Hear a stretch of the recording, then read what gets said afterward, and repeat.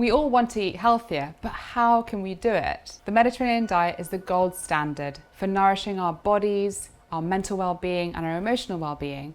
But where to start? So I've been thinking about this a lot, and I've come up with the new 5 a day. 5 food groups that, if you can eat them regularly, try and get them in every day, can really bolster your health. There's plenty of science to back how nuts and seeds, whole grains, legumes, fresh fruit, and foods rich in omega-3 fatty acids can really help you to live your best life.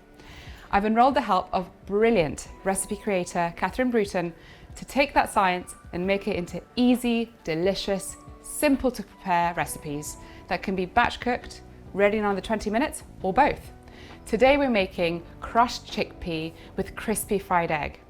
Let's crack on. I'm very excited about this, Catherine. Can you tell us about the recipe? Yes, this is kind of taking chickpeas and elevating them into something really special. I think about chickpeas as a blank canvas for flavour. Nice. So you can harness flavour to make your cooking simple and easy. The more flavour you add, the easier it is and the more delicious it's going to be. They're like little flavour sponges. Exactly, completely. Okay, so we're going to start off and just put them in here, and we're going to treat them a little bit differently. Okay. It's going to start by a big season of salt and pepper. And so these are our legumes, obviously the base. Yep. And this is really going to create the substance for this breakfast dish. And then we're going to take this bonnet olive oil and just drizzle about 2 tablespoons on top. Nice.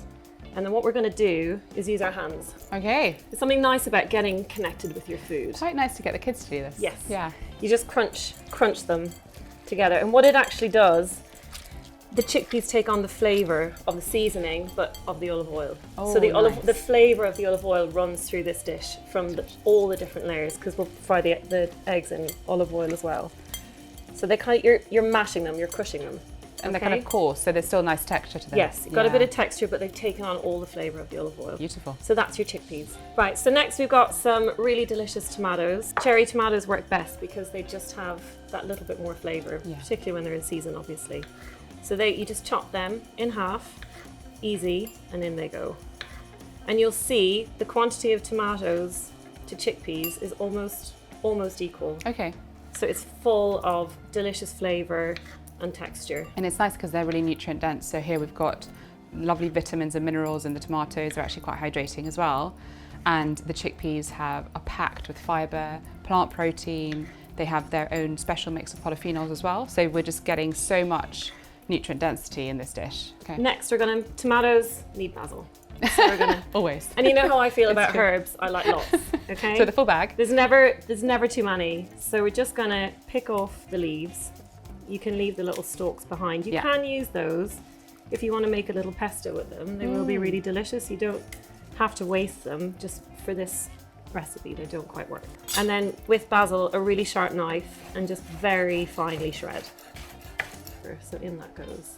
We've now got some chili flakes. We're just going to put in a little bit of heat because the chili with the fried eggs, this crispy fried eggs, is really delicious. It's up to whoever is cooking this recipe, however spicy you want it to be. So would you think it's optional if someone really doesn't like heat? If you don't like heat, you don't need it. It's just like a little added layer of flavour. And then we're going to use some sun-dried tomatoes to go together with the fresh tomatoes. Yeah. Sun-dried tomatoes are like little powerhouses of flavour.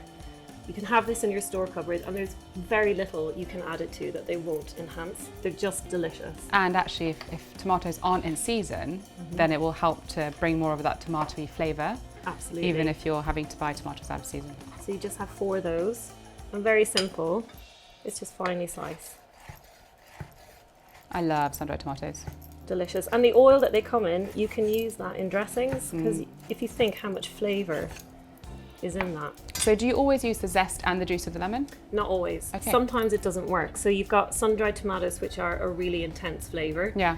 There's an intensity to lemon zest that's quite strong, and the two of them together will clash. Whereas the juice has that lovely, fresh kind of citrus flavour. Nice. And that's going to cut through the oiliness of the sun-dried tomatoes, but it's also going to make the olive oil and the basil sing. It's all going to come to life. It's going to make it sing. There's I love method it. to the madness. And when you're squeezing a lemon, you've obviously got if you don't have one of those little contraptions, you just put your hand under, and squeeze catch the it pips. through, catch the pips. No one wants to chomp on it. No, they're really bitter. I've done it before. Okay, so that's there. Beautiful. Again, just a little mix to bring it all together. Now, in terms of batch cooking and this being a lunch, again, this on its own could be a take to work lunch. You could pop it in a Tupperware box. Yeah. It'd be lovely topped with halloumi. Yeah. Or if you don't want to do the fried eggs, you can hard boil or soft boil eggs, And then peel put them them, cut them in half, put them on top, put them in your lunchbox, and it's ready to go. You could add tuna to this as well, couldn't Tuna you? would Or be a tinned delicious. fish. Any Yeah. tinned fish. So this is like your base. You can Nice. add lots of things to it. And the longer you leave it in the fridge, it will keep for about 3 days, the better the flavour will become. Beautiful. It'll become more and Love more that. delicious. Okay, so that's all done. And now we're going to fry the eggs. I'm going to show you how to make delicious, crispy fried eggs. I love fried eggs. I'm very excited. Because we're making delicious crispy eggs, it's a perfect time to talk about protein. Everyone, or most people, know that eggs are a really good source of protein. But how much protein do we need, and how important is it throughout the life course? I spent a lot of time looking into protein needs at different times of life, and actually with Zoe have created an entire new personalized protein recommendation. And it's really important to remember that protein needs do vary across the life course. Many people are surprised to know that actually the age at which we need the most protein is when we're tiny, tiny babies, because we're literally doubling in size. So the protein requirement per kilogram of body weight in infancy is the highest it will ever be throughout our life course. Then as we grow into teenagers and young adults, we're very good at effectively turning protein into new muscle tissue and increasing our lean muscle mass.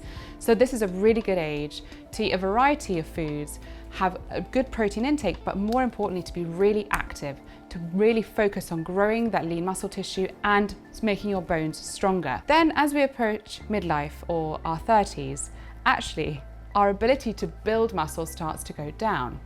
Our ability to absorb protein, however, is really high because it's such an essential nutrient that provides the building blocks for all of our tissues and our immune system and all of our enzymes.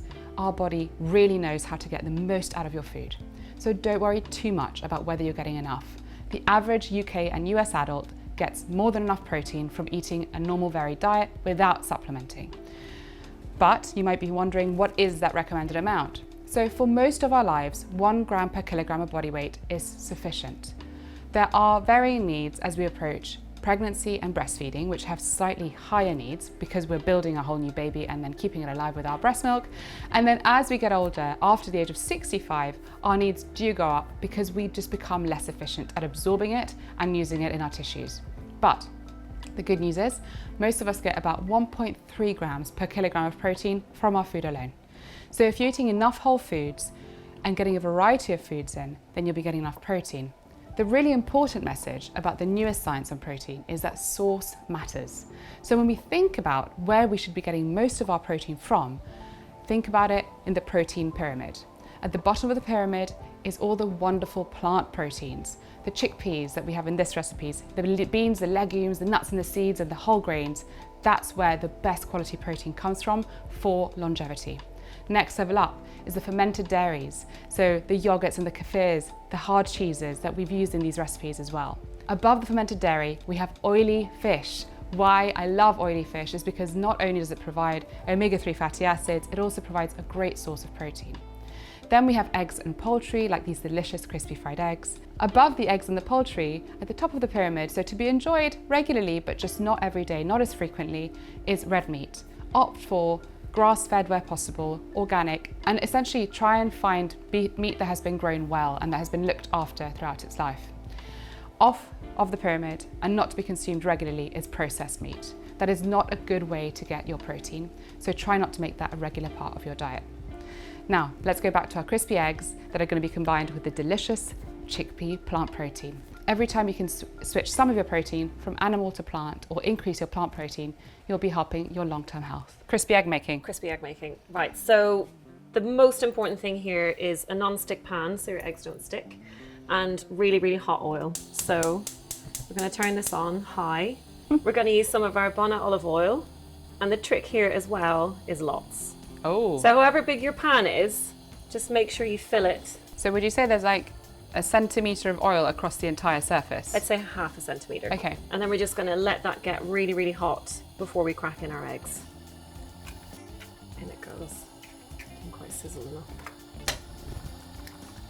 Eggs always need seasoning. Okay. So whenever, even though we've seasoned the chickpeas, we're also going to season here. And we're going to give them, they take maybe 2.5 minutes, and that's for a really perfectly set white and nice runny yolks. Nice, perfect. If you like your yolks a little bit more well done, you can flip them and give them 30 seconds on the other side.